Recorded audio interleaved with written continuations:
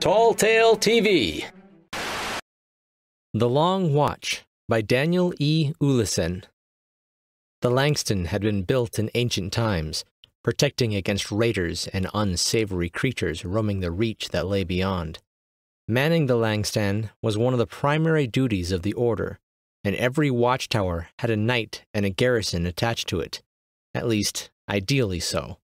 Being pressed for men and resources, there were several towers manned by less than half the soldiers intended, and fewer still had knights in command. Yet the Long Watch had to be kept, every night and all through the night. So 2 soldiers dutifully left their own tower and began walking south towards the next. They moved at a leisurely pace, with torches in one hand and a spear in the other. "This wind's sharper than my wife's tongue," grumbled one of them. "You shouldn't have gambled your cloak away," the other soldier admonished him. "It's your own fault." "What else is there to do but play dice?" complained the cloakless man. "Gods, I hate wall duty, even if there's extra pay. How many years have you got left?" 5, he sighed. "You?" 2, but I might take another 7 years afterwards," said the soldier who still had his cloak. "You're mad, Mark," came a laughter. "What inferno are you fleeing from that 14 years at the Langston are preferable?" "Not running," came the muttered reply. "But my sister and her children have good use for the silver." "Better man than me," snorted his companion, who held his hand with the spear close to his torch for warmth. "You'll end up setting your spear on fire," warned Mark as they by necessity slowed their pace so the other soldier could balance his hands holding torch and spear. "Nonsense," the soldier brushed him off. "Sir Jerome will flog your hide if you lose your weapon," Mark said. "Give him what I've lost in coin to the good knight. He should look on me with mercy," came the surly reply. "Most of my pay end up in his pocket." "If nothing else, you'll pay for replacing the spear." This caused Mark's companion to jerk the spear and his hand away from the torch. "You're right," he mumbled.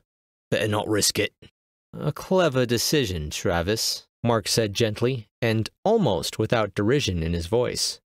"Let's pick up the pace and get out of this blasted cold," Travis grumbled.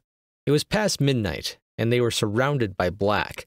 Through the far distance, they saw flickering torches from the watchtower ahead. About halfway between the towers, they would meet the patrol from the other garrison, and both pairs of soldiers would return to their own tower with the news that all was well.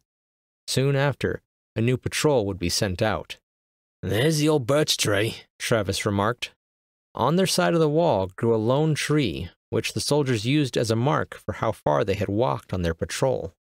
"If we're already here, the other patrol's being lazy." "Something's odd," Mark muttered. "What?" "I don't see the torches of the other patrol." "Isn't it those straight ahead?" "Too far away." Mark shook his head. "It's the torch by the beacon on the other tower." "That's odd," Travis said.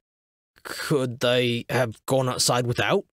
"I suppose," Mark said doubtfully. "Sounds strange, though." Before Travis could say anything farther, he stumbled and nearly fell over. "What the blazes was that?"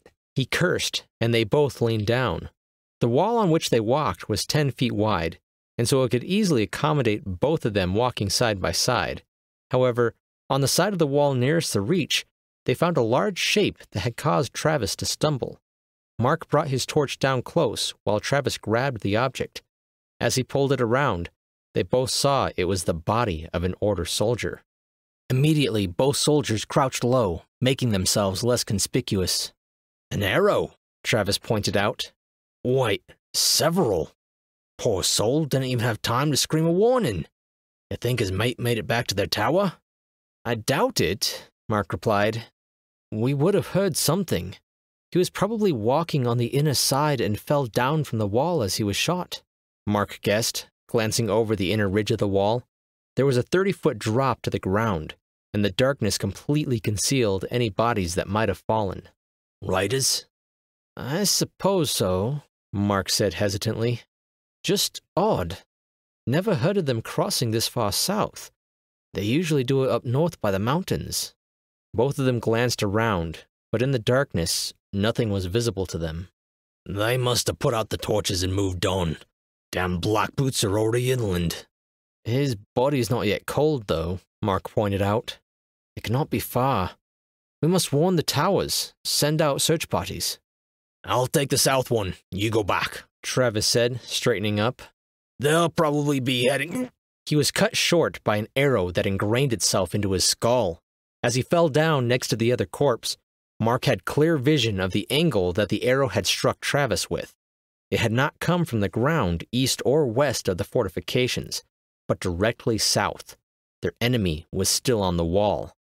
Dropping his torch that made him a target and keeping only his spear, Mark ran north and back towards his own tower.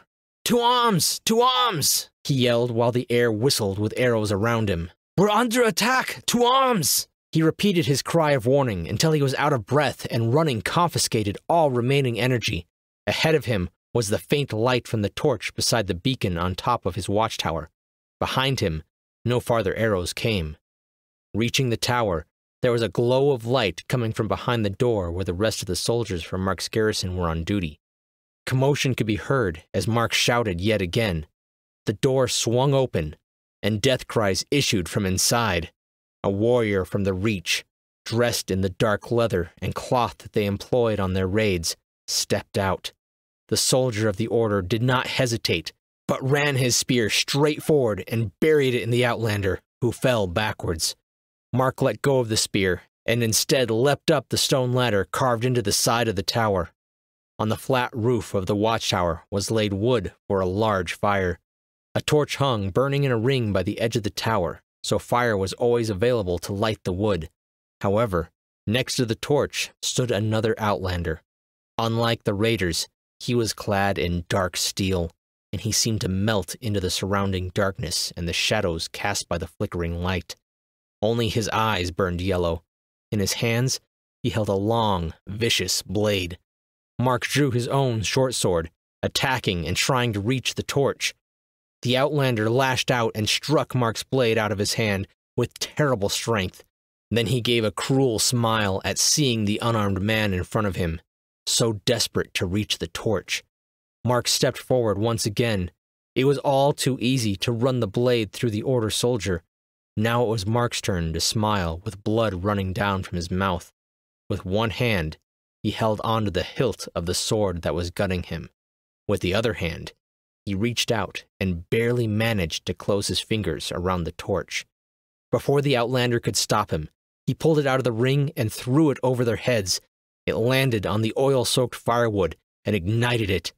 His deed done, Mark sank to the ground. The last that his eyes beheld was the beacon being lit. This meant that the beacon of the next watchtower would be lit, and the next beacon, and the next, passing on the message from Langston. The long watch had been broken. Daniel E. Olesen is a Danish writer, educated in English and with a master's degree in comparative literature, where he focused on fantasy. He now writes fantasy books himself, and makes them available for free on his website, www.annalsofadal.net. The first book, The Eagle's Flight, is already published and stands at over 300,000 words of fantasy goodness. The Long Watch is actually an excerpt from this book, Chapter 9 to be precise. The second book is in the works. Readers are welcome to donate or support him on Patreon, but there are no requirements for reading other than the desire to do so. Hey guys, thanks for listening. I really liked this story. The plot was simple, but the personality of the characters really seemed to make this piece stand apart. Make sure to subscribe, or even sign up for the newsletter to keep getting your quick fiction fix. I'm Chris Herron, and that's it for today's Tall Tale TV.